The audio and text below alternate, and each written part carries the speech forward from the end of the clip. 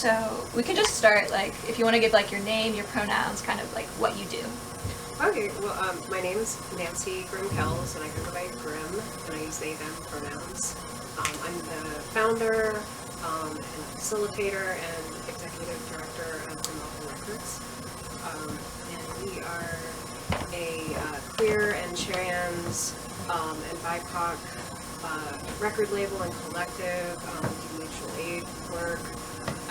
That's our main focus, and we provide different support services to artists. So we do releases like a record label would, but we're much more than a record label.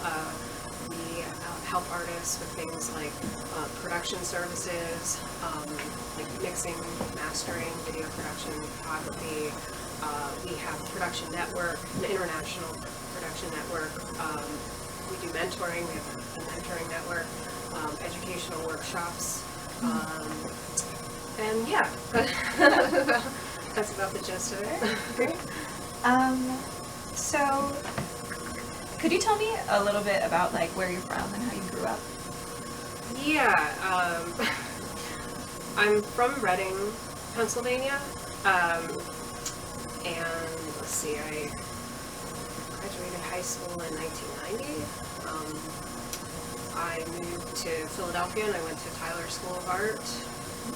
I got a BFA there. Sculpture was my major, and I think, that experience was really important because I had been into painting and drawing, but I kind of gravitated to the sculpture department because they were much more inclusive in terms of what you could do, like performance, music, actually make sculpture too, and things like that. And I basically just, did a lot of retail customer service jobs, food service jobs for quite a while, and did data entry for a little while. It's really hard to get a good paying job with an art degree. I moved out to Los Angeles in 1996. My intention was to live there for a year and then maybe apply for grad school so I could get discounted tuition rates and get a master's degree in fine art. And I was showing my art a little bit, and I just quickly kind of realized that really wasn't the road I wanted to go. I wasn't really interested in making artwork that was in galleries that basically wealthy people would buy for investment. So I also really started to realize, just through all the different jobs I was doing that were basically just for a paycheck, that that made me very miserable, and that it was really important for me to do work that was helping other people in some way. I really wasn't sure what that was or what that looked like. I got a job when I moved to Los Angeles doing canvassing and organizing work for California Peace Action. I did that for a couple of years, and then while I was doing that, I learned about a program they had at the Los Angeles School District. They were in need of teachers, and they had a program where you could get your degree and while going to school, and that was very attractive to me because I didn't really have a lot of money to be able to go back to school, and so I did that, and I was a paraprofessional for a semester. I was interested. I have some disabilities, and I'm neurodiverse, so I was interested in maybe becoming a special ed teacher. So by being a paraprofessional for a semester, I could kind of see if that was even something I really wanted to do, and it was. So then I ended up going to that program, and I became a special ed teacher. I did that in public middle school in the Highland Park area of Los Angeles. I did that 10 years there, and then my parents were getting older, and my mom had a lot of health issues and things like that, so I really wanted to get I wanted to get out of LA. I was on the other side of the country. And so I ended up moving. I was looking for jobs in Pennsylvania, but I was also looking in Virginia, and my partner's family's in Virginia. And so I ended up getting a job at the schools in Surrey County. So I moved, and it was like right up my alley because I was looking to get out of the city, and I was kind of looking to move to like an area that was the opposite, pretty much, of Los Angeles. So so I moved. I did another 4 years as teaching, and I was really getting kind of burned out from teaching with standardized testing. All the money with schools are tied to test scores, and in Los Angeles it wasn't as big of an issue because schools are really big. But in the country, schools are really small, and so test scores are even more important, and there's just so much pressure, and people who are kind of pushing unethical things too. And I just was like, I gotta get out of this. So I ended up resigning from that and becoming a vocational counselor. And while I became a vocational counselor, I was actually finally like moving outside of Surrey County a lot because I was like having to travel. I was basically, would meet with clients all over Virginia, like Hampton Roads, and even into like Richmond and things like that. And I started thinking like, I really should find out what else is going on in the city.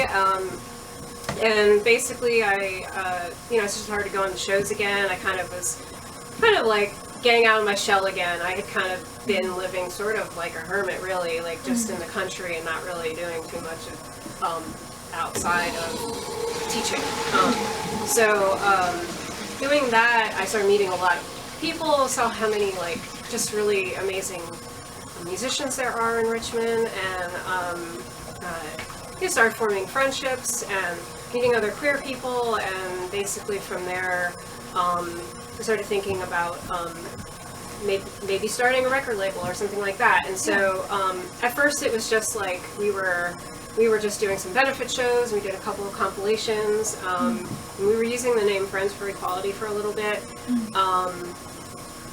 And then in 2018, we started using Grimalkin Records as the name.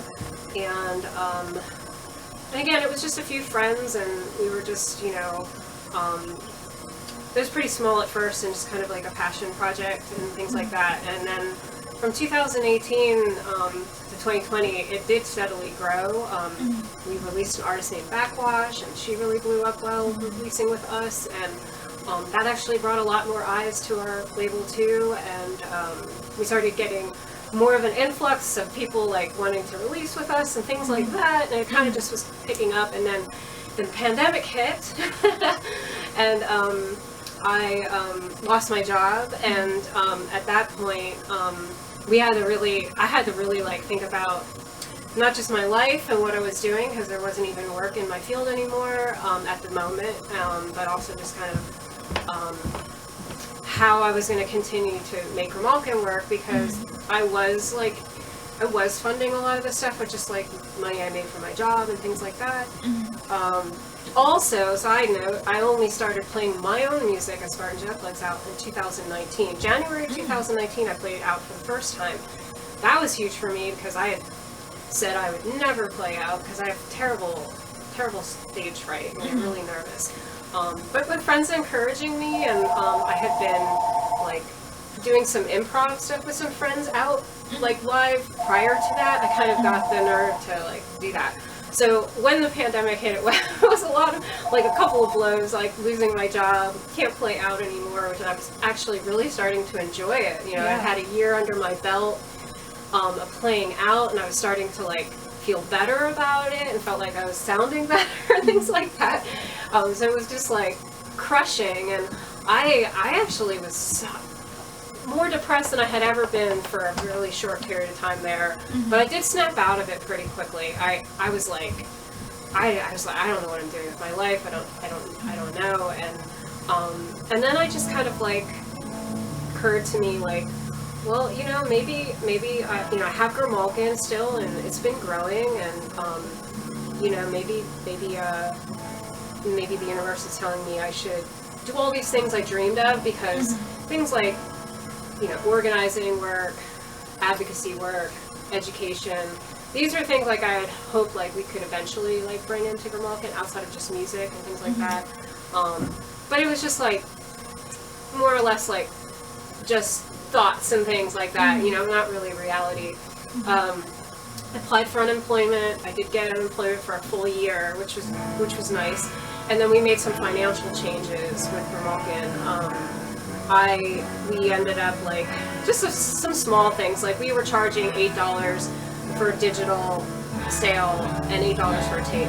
And like the artist would get 100% of the digital, and then artists we always like ask for tapes to like the proceeds would go to a mutual aid organization or individual in need that's local to the artist. So I ended up like just doing some math, and I realized like, well, if we raise the price to $10 and Grimalkin keeps 25%, it ends up being that the artists who've been with us already, it's about the same amount that they would get when they were getting 100% of just an $8 sale. Yeah. And so I pitched that to everybody, and that way we could continue making physical releases even if things weren't selling, because that was something like I had been kind of funding if we needed the money, and I was just like, I don't have the money now, I can't do that. And so that really worked out super well. We soon after I think pretty immediately after I lost my job and I decided to do this like full time, try to give it my all. We became an LLC for a really short period of time. I think I was kind of trying to figure out like what was going to work or what we were going to do, and then we realized pretty quickly like we're not for profit, so this is not it. Also, we started working on implementing a lot of things, like working towards doing workshops, and kind of because I had all my time now that was invested in Grimalkin, we started doing like releases every month. Just started doing more and more because I had the time, obviously, which I didn't have when I was working. And it really just blossomed and grown from there. We applied to be a nonprofit, and then we finally got that at the end of the last day of February of this year. We got our nonprofit status, and it's been like touch and go and things like that. But the good thing is that it's always moved forward. We haven't really like fallen backwards or anything like that, and things seem to be picking up more and more now since we've got the nonprofit status. I will say we definitely want to continue building our grassroots network, because it's our Patreon supporters and people who've donated to us that has gotten us this far. And there's a lot of pitfalls and issues with nonprofits too, and we want to make sure that we don't fall into those things. I mean, it takes a lot of work and time to apply for grants. It's very expensive to hire someone to write grants. It's time consuming also. And then there's also sometimes a lot of restrictions and reporting involved, so it takes a lot of time. So we're trying to figure things out so that we're continuing to build our grassroots support, but still seeing it like where we can like tap into maybe grants and things like that, smaller grants and things like that. Yeah. So we did get a small grant from the Virginia Commission for the Arts that's going to help us with the next 3 workshops that we're doing. We had an individual who runs a foundation who'd been following us and supporting us personally reach out to us and is going to be giving us some more support, and that's really exciting, like through their foundation. And that's pretty much like the story. I know I said like a whole lot. I don't know. No, thank you. And just curious, why the name Grimalkin? Like, what's the meaning of that? Yeah, so I love cats, and cats seem to love me. So like I have two cats that I had. They were one was from the pound, and one I picked up at the dump because I live in the country, so the dump. And then I have 2 other cats that just sort of like adopted us, and they live outside. So we have 2 inside and we have 2 outside that are the two outsider, one of them's very feral, and it took years before they would even like let me pet them. But I love cats, and so I was trying to come up with a name like, okay, it's maybe around like somehow around cats, and then I just was like doing some Googling and stuff like that, and I came across the word Grimalkin, and it was just like, that's it, because so Grimalkin means cat, it also means a familiar, and that is definitely in line with a lot of our artists and myself too, like, and then it also means I'm not a woman, but it does mean a spiteful old woman. It's it's an archaic word, and an old meaning, I guess it was a derogatory term that people call someone a Grimalkin to be like, you're a spiteful old woman, and I just thought that was just, you're kind of like taking the word back, making it something positive, and I just thought that was hilarious, so it was like all those things combined. Yeah, and had you gone by Grim before that? No, I actually chose Grim afterwards, so I actually borrowed the name from Grimalkin, essentially. Nancy's not a dead name, and that's my birth name, or my parents gave me, and I'm named after my grandmother.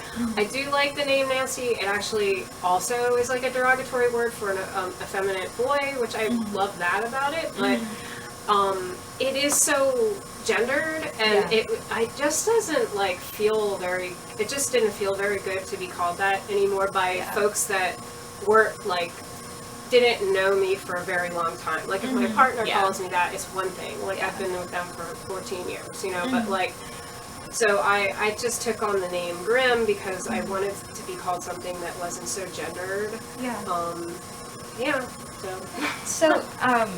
So I guess another question is, like, how does your gender identity impact your relationship with music and kind of the journey of Grim? Oh, gosh. It's been a really long journey. So I was raised during a time where, I always knew I was queer, and I guess I was raised during a time where, like, because I was born in 72, and like when I was in high school, there really, even though I know non-binary and all that has been around for forever in popular culture and whatnot, and being like growing up in the 80s and 90s, that was not a common, like that, just the idea of being non-binary was not a common cultural like thing that I would have even come across. And if you were trans, you were either a woman or you were a man. Like you weren't, there was no like, you know, even though I know worldwide and culturally it is something like that has existed since the beginning of time, it wasn't something that I had come across as a young kid growing up. And so when I started meeting other queer people and like that were younger than me, actually, like it was young people that kind of like, it was kind of a very long, a slow like epiphany for myself, like whereas like I always felt kind of like sometimes I guess like sometimes I feel more feminine, sometimes I feel more masculine, and I just never had like a really like, couldn't really put my finger on it.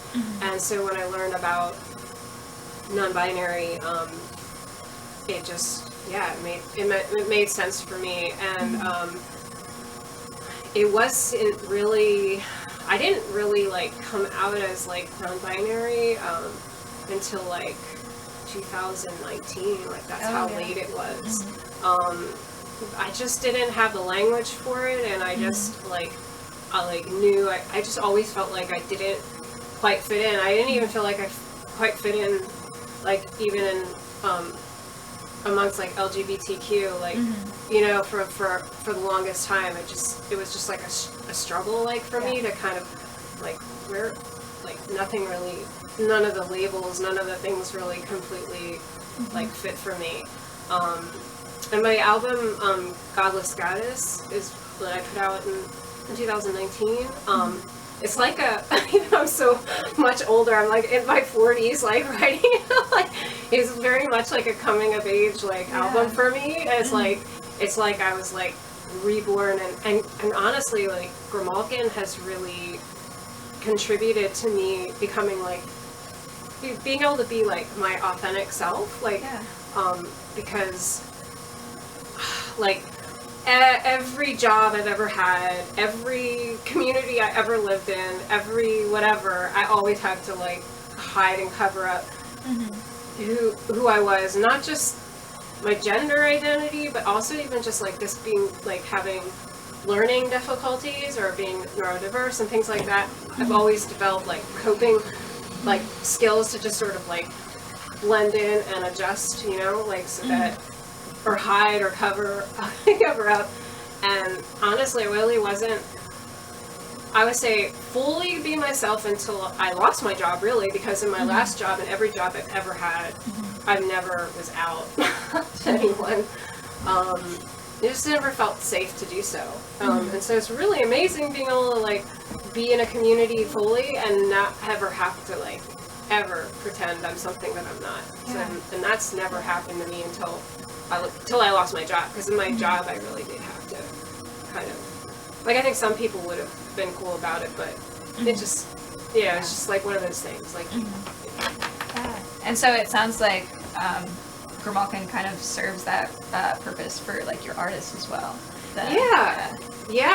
It did for me, even though I might be the founder and whatnot. I feel like when I started Grimalkin, yes, I was in the LGBT community, but it was like I didn't really find myself completely or be my authentic self until like years into being part of Grimalkin and meeting other people and seeing myself in them and being like, oh shit, like I can wear a dress and still I'm not a woman. Like, you know what I mean? Like that doesn't mean that I'm any less of this or that. And like I think like I grew up in a time, like I said, where it was like you're either this or you're that. And sometimes I would try to fight against being like feminine just because, you know, like it's just weird. It's like a weird thing. Yeah. Like, so I kind of related, I guess, like, how do you see the role, like, what's the role of Grimalkin Records in the RBA music scene? Like, how would you? Well, I see, like, music and art as, like, a vehicle for change.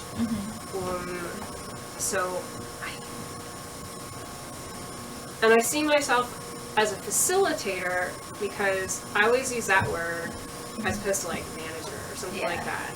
And the only reason why I say executive director is, like, that's kind of, like, forced on you when you're a nonprofit. Yeah. Like, you have to have, like, I would never use that ever. Like, if I could just say I'm the founder facilitator, I'll leave it at that, facilitator.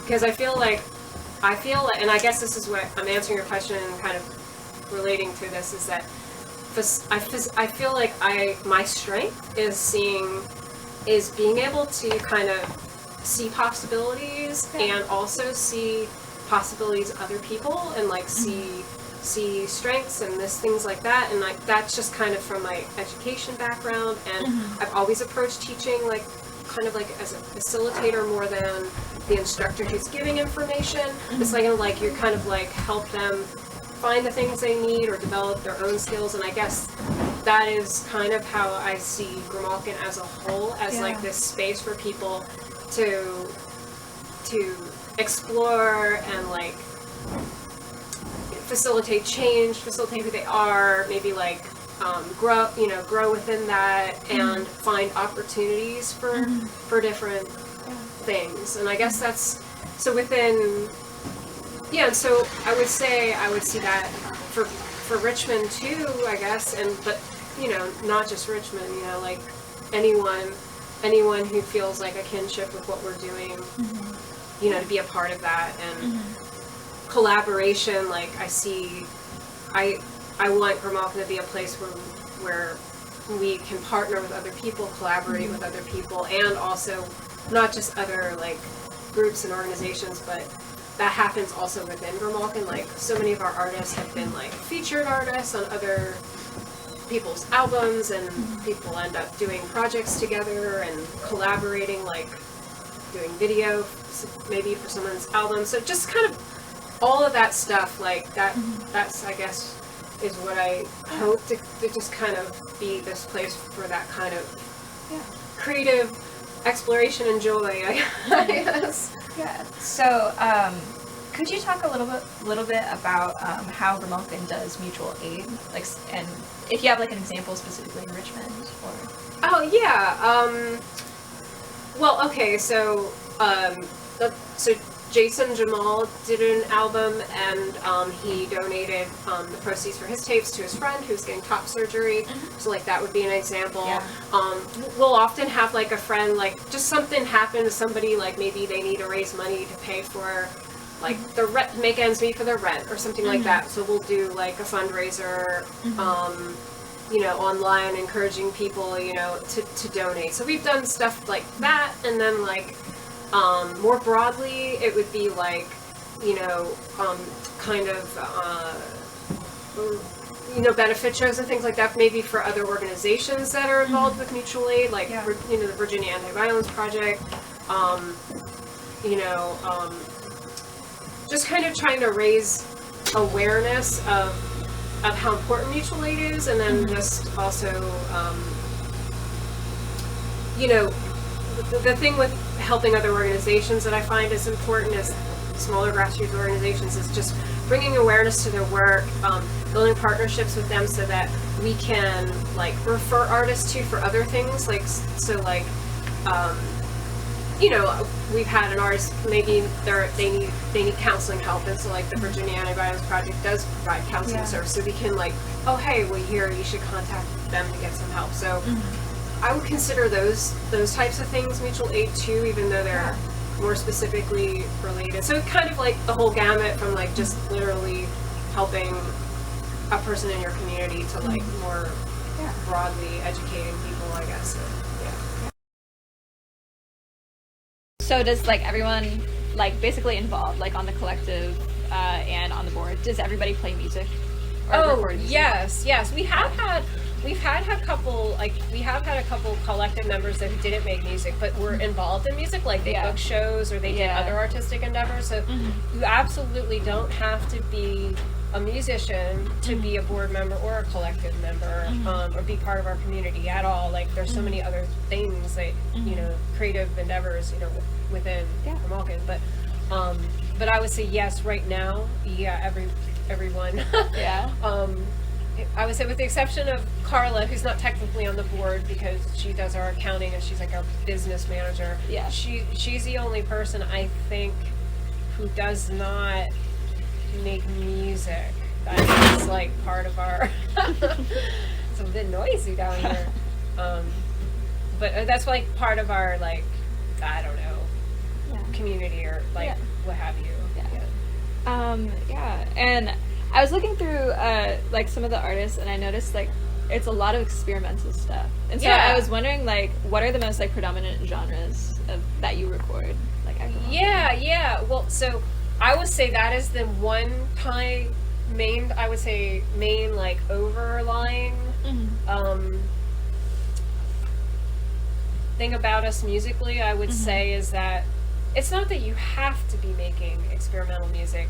I'm not going to say we're not going to release something if it's not, but I will say underground experimental, it's definitely like, it's a huge part of like kind of what I think has drawn a lot of us to each other. A lot of different things I feel like that's drawn us to each other too. A lot of us are also disabled or neurodiverse. That's another thing, besides being queer, and a lot of us being trans, things like that. So as far as genre goes, I have always loved all kinds of music, and I've like all like anything that like experimental, underground stuff to like pop, you know, popular stuff to, you know, what have you.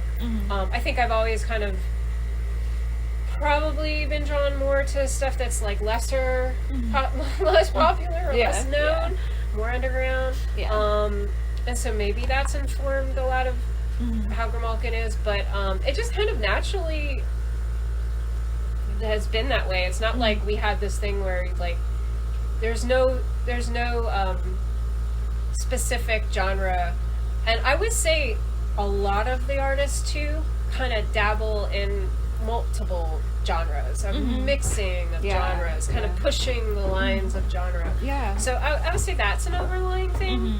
But as far as like, there isn't there isn't anything that I would say we wouldn't necessarily release. Like we're actually, I'm so excited.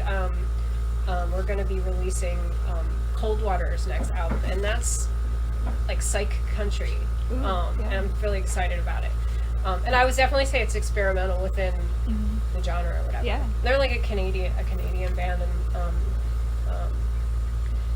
and anyway. Yeah. And how do you locate artists? Like, do they reach out to Grimalkin, or do you? Both. So initially, like, I don't know. So initially, it would be like me coming to shows, meeting people, like asking them, stuff like that.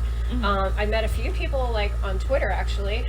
Back when Twitter seemed to be more like, I don't know, there was a time on Twitter where I met a lot of artists actually, like Kate Can Wait, who releases with us, and then she like introduced us to Mabel, who's Don't Do It Neil, who releases with us, and then like Backwash and I were following each other, and I hit her up about releasing with us, and then it's just kind of like that, and then we'll have people definitely hit us up. I'm trying to think of Pedrosa and Pedrosa. Pedro. They reached out to us, and they're from Brazil, and Hop is in Brazil, and they're a collective member. They had reached out to us, like, and submitted an album. So there's like a little bit of I'd say a little bit of a mix. We definitely like take submissions, like there's a whole information about releasing with us and joining the collective on our website. There's 2 different tabs about it, and there's a submission form that people can submit. We have tips there, like we definitely want people to read that information before submitting to us, and then like we have a whole team, and they're not all collective members. Some of them are just artists, and some of them aren't musicians. I forgot. There's Scoob, who does graphic design for us. Oh yeah. Yeah, he doesn't make music. So anyway, we have the submission team of like, I don't remember how many. It fluctuates, like people come and go. But basically, whenever we get a cold submission, somebody we don't know, even if it is somebody we do know, I'll still pass it along. Like even if we're like, yeah, we're definitely gonna release this, but like we put it out to everybody on that submission team email, and like not everybody necessarily responds to every release that we get in, but we make a collective decision whether we're going to move forward with someone or not. So it's it started out kind of like me just reaching out to people because it was just me and a couple friends at first, but now we have a process. It's collective. We collectively decide. Now obviously if there's something I'm really excited about, I'm going to be like, I really want to release this. What do y'all think?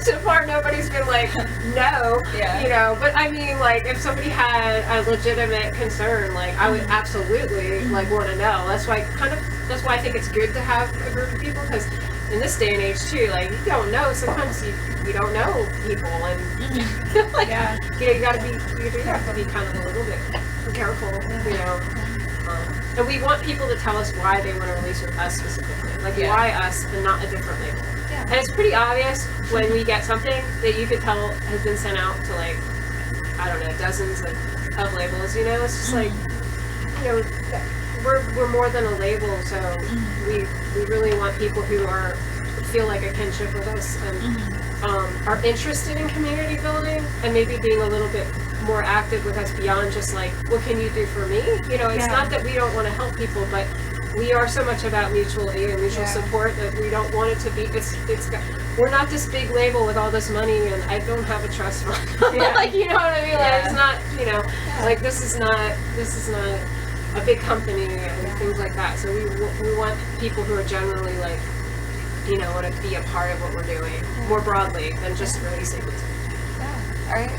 Well, we're coming up on the end of our time. So, is there anything that you want to say that I didn't ask? No, I don't think so. Okay. I appreciate you talking to me and asking. Thank you. It's exciting to hear that maybe more people will learn about what we're doing. And that's what I'm really. And I have to say, your note style, I would highly relate to. Like, I don't know if people like tease you when they see your notes. Yeah, no one can read it. I was just like, kind of, it was like, oh wow, like that's how my notebook looks. So. Yeah. Anyway. All right. Awesome. Thank you so much. Yeah. All right. Awesome. Thank you. Thank you. Setting up and maintaining a website, transitioning to help with social media. I manage our Patreon page, and just some other day in, Helping day out interns. stuff. Interns, yes. So I'm going to be kind of helping to flesh out our education initiatives in the coming year. Yeah, and I should mention both of us have a background in teaching, so that's Very important. And my name is Eric Kemp. My pronouns are he, they, and my music is Infinite Bliss. I'm a Grimalkin board member, and I mostly just kind of help when needed. I don't think I have really a specific position or anything that I do. help a lot with the social media. Yeah, help with the social media side of things, and kind of help find other people to help us, with the work we're doing and stuff. Yeah. So, and then Grim, you say that you strive to make Grimalkin like non-hierarchical. Hierarchical. So I was wondering if you could elaborate on that and maybe talk about your responsibilities in the context of that. Yeah. So, it's really important that all the decisions we make, that we do them collectively. So before we became a nonprofit as of February of this year, but prior to that, we were always like a collective. And so all any kind of major decisions, especially about in regards to money, like when we had to make financial changes, when I lost my job, for example, and we had to do things differently so that we could keep making releases. Everything is run by the collective, and they making sure and getting advice from everyone who's in the pipeline. All of us, or the three of us, and several other people are in the collective. But then even beyond that, even after we've made decisions, if it impacts any of our artists, I reach out to every single artist. Like when we had to do the financial change, which I think I mentioned to you in the prior interview, I made sure to contact each and every artist. This is what we're doing. Are you good with this? Making sure we get everybody's input, concerns. We have open business meetings and board meetings. Every month we have a business meeting. Twice a year, at least twice a year. So we're going to strive maybe quarterly to have them be board meetings too. They're all open to the public. They're on our public calendar. Anyone, even if they're not an artist necessarily, is welcome to hear what we're doing. And then twice a year on our Discord, we're having a conversation about what it's been like to be a nonprofit and open the door for folks to find out how things have been going since we became a nonprofit. We did our first one, I guess it was soon after we became a nonprofit, and the next one we're doing is in November. It's just basically an opportunity for people to ask us questions about how it's going, what's working, what's not working. There's a lot of pitfalls with nonprofits, so we want to make sure we keep that conversation going throughout our existence. We have on our website, we have a forum where people can anonymously or give their name if they've got concerns and questions, and maybe they want to say something and they don't necessarily, we try to, in every way possible, make sure that everybody can be heard. And although, obviously, I'm doing the day in, day out stuff, and some things, when it comes to, business, I do sometimes have to call the shots, but like I said, if I'm making a decision, I'm still then what do you all think of this decision? Do you think it's okay? And I'm running it by multiple people. Yeah, and I'll just add to that. Financially, we track our finances on a spreadsheet, and that's available for everybody in the collective and beyond to look at. All artists who release with us, we make sure if they want to see. I track all money coming in and out on a spreadsheet, so people can. So it's all transparent. Awesome. So, and then can you guys talk about community partners and fellow collectives who are doing similar work as you guys that you're connected with, or maybe even how they factor into all of your organizational admin stuff that you've been talking about? Yeah, well, so tonight's a great example because we partner with the Virginia Anti-Violence Project, We've referred artists to their services in the past. We do benefit shows for them. That's what we're doing tonight to help them raise money. I'm a board member. I've been volunteering with them probably as long as I've been doing Grimalkin. And so that's one way. And there's Nations Foundation locally. There's a Health Brigade. These are organizations that, like, it's very important to us to partner with other organizations that are like-minded because we want to be able to help artists receive services beyond art and music if they need assistance. And so not just locally, like with all our tape proceeds, they go to different mutual aid organizations local to the artist. So we're trying to continually build those relationships with other mutual aid organizations and nonprofits. But then there's other things we do, like All In, which is All In VA. I think they just go by All In, but their Instagram is all.in.va. They're doing an event on November 13th at Studio 23. And so we're going to be tabling their event and like partnering with them in the future with some of our shows and events. Like if we do one at the University of Richmond in the spring, like we talked about, I'm hoping to bring them in on board to like partner with us on that. And they are a queer run organization. We've partnered with other labels that are like Judy Hong runs Quiet Year. I'm doing a workshop with them next month in November on a label series we're doing that's just kind of like a series for folks who want to learn about how to start a DIY label, or even if you're just an artist who's curious about how to put out releases on your own or do things like booking or market yourself and stuff like that. So that's basically what that series is about. We've partnered with Anna, who runs the GSS, and Dub Tapes, which is run by the doll in New Zealand, and the GSS is in the Philippines. Now, Quiet Year is local here. In the past, we've had shows at Space Litter, but I'm not sure that their space is, I'm not sure what's going on with them right now. Then Hunting Dog is one of our was a past collective member, and is definitely one of our artists. She is part of the Ice Cream Social, and they do a lot of shows and DJing, so there's a lot of like, I'll think of anything else that I'm missing that's We recently started partnering with ECU Libraries.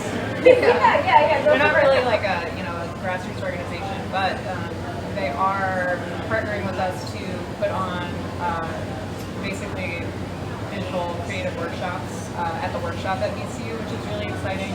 And we're hoping to have kind of like a queer archive of all of our work in music at VCU in their special archives, special collections archive, which is also very exciting. So. Yeah, cool. I'm trying to think if there's any other organizations. And then through Hunting Dog, I've kind of, I haven't really done much but like donate to them or do releases to donate to them, but Maroon Movement is like a mutual aid organization. So Hunting Dog kind of got us all involved with that. them. Yeah. And they do mutual aid in Richmond and Baltimore and DC, kind of like the whole Like the Maryland, DC. DMV area. Sessions. Oh my gosh, yes, we have sessions. They're not exactly, they're not a queer organization, but they are, how would I describe it?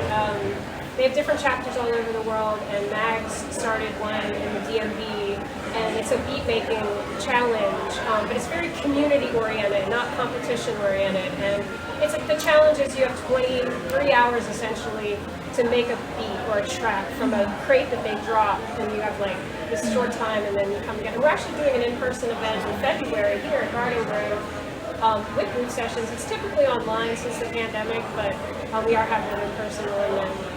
And so we got like a lot of different things going. We're constantly trying to meet new people. You know, so the more we can like find other people who are doing similar things, like we're all about that. Like let's see if we can work together, help each other. Awesome. And so all three of you are playing tonight. So I was wondering if you could talk about like your artist name and then the genre you play and like kind of how your identity plays into both of those things. I can go first. So my artist name is Ethnographic.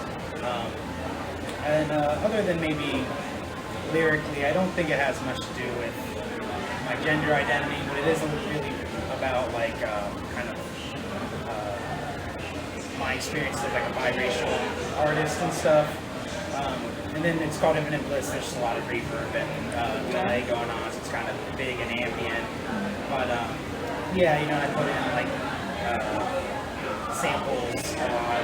I'm actually kind of had this idea. I think it might have been Hunting Dog who told me about it, of trying to convey information through music. So I kind of put in these samples from things I don't think people have really heard, like James Baldwin speeches or Martin Luther King speeches that aren't like the I Have a Dream speech and stuff. And I'm pretty sure his Hunting Dog told me, people will listen to your music and kind of hear stuff in it, that might make you think about things that, how many people are just sitting listening, looking at like Martin Luther King speeches or something like that, so it kind of creates another avenue to kind of provide that kind of experience for people. Yeah. So my artist name is my name, which is Elizabeth Owens, but the Eli is in parentheses. So I'm non-binary, and I go by Eli just like in my day-to-day relations, but I don't, Elizabeth isn't a dead name to me, it's, I still like my name. But it's a way to play with that a little bit, and Eli also means to ascend, which I really like. And I don't know, my music is very art rock, baroque folk kind of stuff. I play Celtic harp and piano, and I produce these kind of glitchy electronic tracks that go with it. And it's introspective, it's very spiritual. That's my thing. Yeah. So. Yeah, and I go by Spartan Jetplex for my music, and the name actually just came from back before I was a teacher, and I was just doing whatever jobs to make ends meet. One of them was doing filing and data entry, and it was awfully boring and just kind of painful, but just because it's so boring and unfulfilling. But I would be having to go through so many different files and names of companies that I started to just write down bits and pieces of different names of companies that I thought I don't know, could make good band names or something. And eventually I somehow took Spartan from one and Jetplex from another, put it together, and I think I kind of liked it because it was it seems like this, I don't know, strong or fight, I don't know, it has this fighting connotation, I guess, to it, but I wouldn't say my music is really like that necessarily, so I think it kind of is you don't know, you might hear the name, and then when you actually listen to the music, get a totally, you're oh, you didn't expect that maybe. But I make, I call it dark folk or goth folk. It's just, I do a lot of experimentation in my recordings, but when I play live, it's just guitar and vocals, so it's very stripped down versions of songs that you might hear on my albums. And they're all very personal. All my songs are coming from personal experiences, and I usually try to draw on a lot of the dark and difficult sides of life, and kind of take from those experiences to kind of process and work through that darkness to make something positive out of it. And that's pretty much. And I guess that kind of fits in with the name.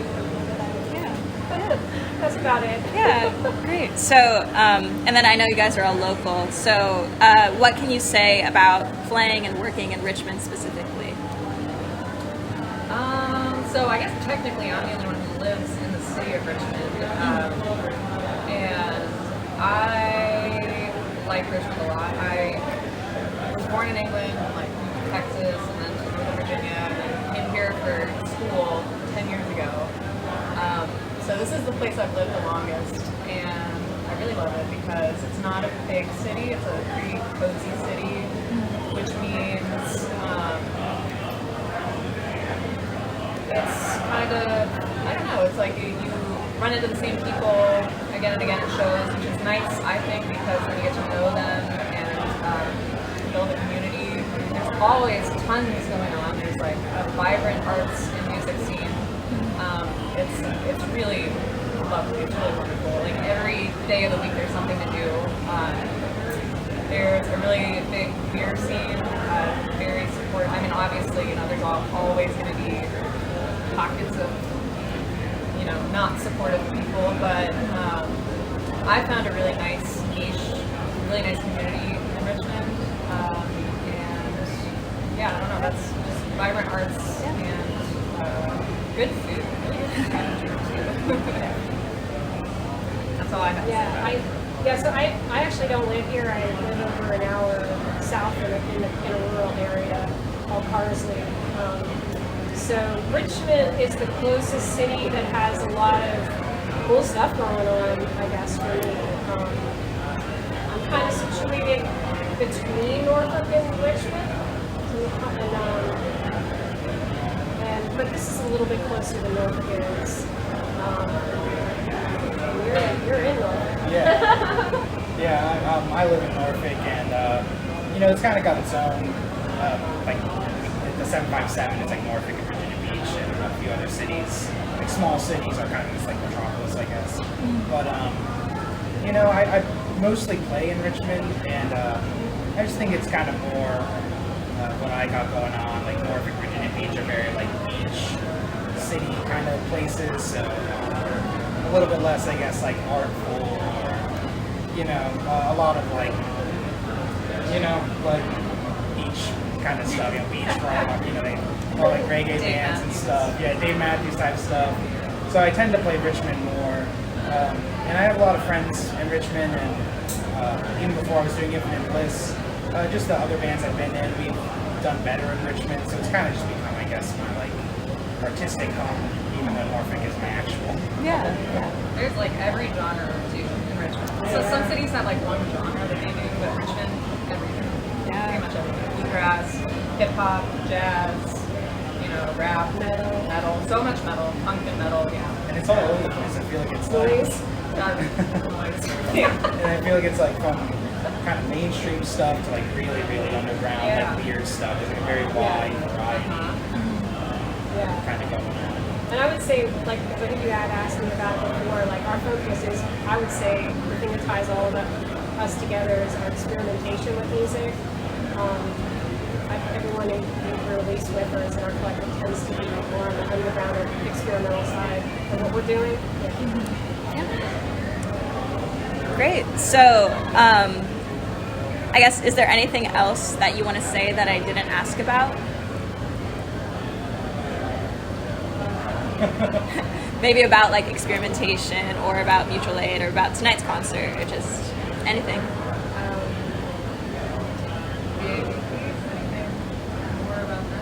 I guess, I don't know. We need money. We need money. We definitely need that. Yeah, so we need support. We just want more people to join our community too, even if they can't afford to donate or join our Patreon. Just even coming to shows or telling their friends of, like-minded family, I guess. About what we do, that would be awesome. It is really nice, to have it's easy to forget that people are transphobic and homophobic sometimes for me, because I'm so surrounded by like the community that Grimalkin has kind of built, and not just Grimalkin, but mostly Grimalkin for me. And I will say that's a really nice thing to have, like to fall back on, and just kind of feel like, I always have these people, I always have these friends I can play shows with and feel safe and supported. Yeah, that's really special, actually. It's hard to play shows and feel like we've talked about, like, we've had some really awful experiences, and we together had one. So it's just like sometimes, whenever you're playing a show that we've booked, it's going to be like with people who we can be ourselves around. And I think I mentioned it to you the last time we talked, like, being part of Grimalkin and doing this job now is like a full-time thing. It's the first time I've ever been able to be my full authentic self in any kind of job or place ever. Like, couldn't be that way, never felt comfortable being that way as a public school teacher or as a vocational counselor. Just, you know, I knew there'd be some people that'd be okay with it, but I also knew there would be some people that wouldn't be, and I had to stay closeted all the time, you know. So, and now it's like so wonderful. Like, I don't have to be closeted any of the time. Like, I'm within Grimalkin. So it was like really nice. Yeah. So awesome. So if that's everything, then we can bring it to a close. Thank you. Thanks for talking to me. All right. Cool. And it's 7:32. Okay.